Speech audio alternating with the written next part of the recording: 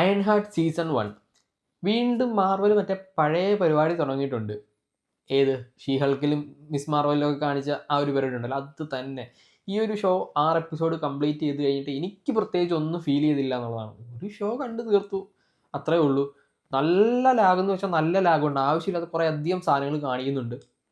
എനിക്ക് ഭയങ്കര ഇതായിട്ട് തോന്നി എന്താണെന്ന് വെച്ച് കഴിഞ്ഞാൽ, ഇതിനകത്തെ ലീഡിങ് റോള് റീറി വില്യംസ്, അതായത് മാർവലിൻ്റെ ഫ്യൂച്ചറാണ് ഈ ക്യാരക്ടറൊക്കെ. മാർവലിൻ്റെ ഈ പറഞ്ഞ യങ് അവഞ്ചേഴ്സിലുള്ളതാണ്. ഇത്രയും ഡിപ്രസിംഗ് ആയിട്ടുള്ളൊരു ക്യാരക്ടർ എൻ്റെ മേ ഇജാതിരി ഒരു എന്തെങ്കിലും ഒരു കാര്യം ഉണ്ടെങ്കിൽ ഓക്കെ, ഒരു കാര്യം ഇല്ലാണ്ട് ഡിപ്രസിംഗ് എന്ന് വെച്ചാൽ ഭയങ്കര ഡിപ്രസിംഗ് ആയിട്ടൊരു ക്യാരക്ടർ. ഈ പറയുന്ന ചില മലയാളം സീരിയലൊക്കെ കാണുന്ന പോലത്തെ, ആ സീരിയലിൽ കാണുന്ന പോലത്തെ ഒരു ക്യാരക്ടറായിട്ടാണ് ഈ ഒരു റീറി വില്യംസിനെ എനിക്ക് തോന്നിയത്.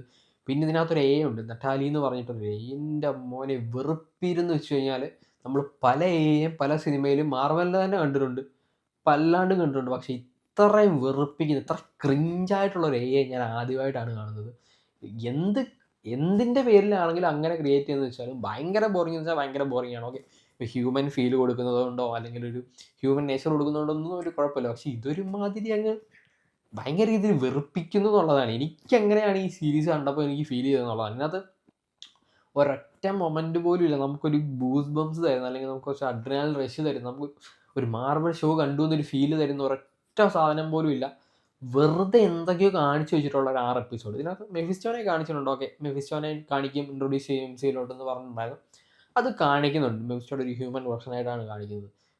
അത് കൊള്ളാം, അത് മാത്രം കൊള്ളാം. മെഫിസ്റ്റോയും പിന്നെ ആ ഹുഡ് അല്ലെങ്കിൽ റെഡ് ഹുഡ് എന്ന് പറയുന്ന ക്യാരക്ടർ, ആ 2 ക്യാരക്ടറുകൾ മാത്രമാണ് ഈ ഷോയിൽ കുറച്ചെങ്കിലും കൊള്ളാമെന്ന് പറയാം. ഇതിനകത്തെ ലീഡ് കൊള്ളില്ല, സൈഡ് റോളുകൾ കൊള്ളില്ല, ഒരൊറ്റ സാധനവും കൊള്ളില്ല എന്നുള്ളതാണ്. പിന്നെ മാജിക് എന്നൊക്കെ പറഞ്ഞ് ഒരു എക്സ്പ്ലനേഷൻ കൊടുക്കണ്ടേ? വെറുതെ ഈ മാജിക് എന്നൊക്കെ പറഞ്ഞ് കാണിക്കുന്നതിനൊക്കെ എന്തൊക്കെയാണ് ഈ കാണിച്ചു വെച്ചിട്ടുള്ളത്? അതും മെഫിസ്റ്റോ ലെവലിലുള്ള ഈ പറയുന്ന ഒരു ത്രെഡിനെ പറയുന്ന ഡിഫെൻഡ് ചെയ്യുന്ന സമയത്ത് ഒന്നുമില്ലാണ്ട് ഓക്കെ നമ്മൾ മാജിക് വെച്ച് ഡിഫെൻഡ് ചെയ്യുന്നു എന്ന് പറഞ്ഞിട്ട് കാണിക്കും. സത്യം പറഞ്ഞാൽ ഉണ്ടല്ലോ, ഈ സാധനം ഇറക്കണ്ടായിരുന്നു എന്നാണ് എനിക്ക് ഫീൽ. ഈ സമയത്ത് മറ്റേ മൂൺ നൈറ്റോ വേറെ ഏതെങ്കിലും ഷോ ഇറക്കുന്നുണ്ടെങ്കിൽ അത്രയെങ്കിലും പ്രയോജനം ഉണ്ടാകും. ഇത് വെറുതെ ഇറക്കിയതാണ്, ഒരു കാശിനും കർമ്മത്തിനും കൊള്ളാത്തൊരു സാധനം. സത്യം പറഞ്ഞാൽ ഭയങ്കര ഡിസപ്പോയിൻറ്റഡ് ആയി എന്നുള്ളതാണ് മാർവലിൻ്റെ അടുത്ത് വീണ്ടും ഈ ഒരു ഷോ ഉണ്ടത്. എനിക്ക് ഒട്ടും താല്പര്യമില്ലായിരുന്നു ഇത് റിലീസ് ചെയ്യുന്നതിന് മുമ്പ് ഞാൻ പറഞ്ഞിട്ടുള്ളതാണ്. എനിക്ക് ഒട്ടും താല്പര്യമില്ലാത്തൊരു ക്യാരക്ടറാണ് ഈ പറയുന്ന അയൺ ഹാർട്ട്. പിന്നെ കണ്ടു എന്നുള്ളത് മാത്രമേ ഉള്ളായിരുന്നു.